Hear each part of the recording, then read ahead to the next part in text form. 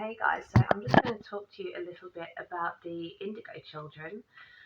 Not sure how many of you are going to be aware with that concept, but it was kind of written about in the early 90s as it was noticed that there was a lot of children being born throughout the late 70s and through the 80s that had these really indigo auras, and there is something about their kind of energy and presence that was a little bit different to some of the other kids that were being born at the time, especially as they grew.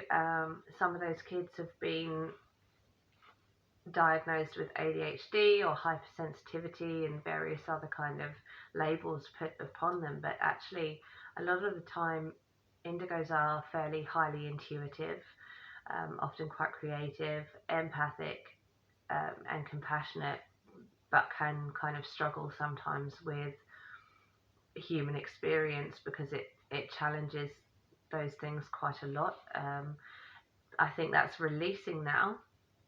We're starting to become much more aware of the power of our intuition, our extrasensory abilities as well.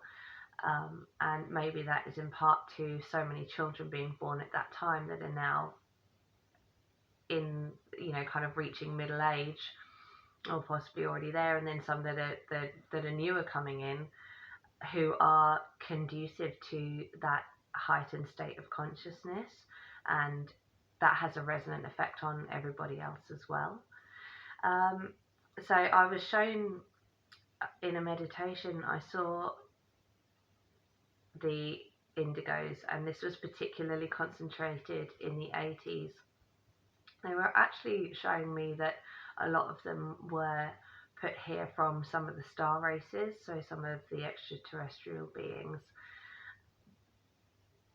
I don't quite know how they were kind of placing them here. It wasn't showing it to me as a kind of hybridization program or anything, but more just that their soul was choosing to come from those other star systems, and have their first incarnation on Earth. Some of them have had several incarnations on Earth, but have been back and forth from the star systems in between to kind of relay the experience and help knowledge and understanding, and guide and bring further wisdom to those that are still incarnated on Earth.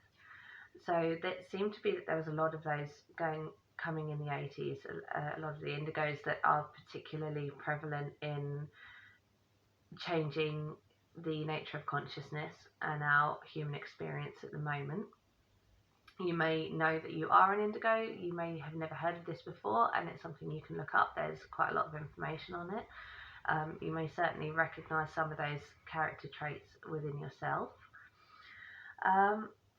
And I was also shown the goddess Sekhmet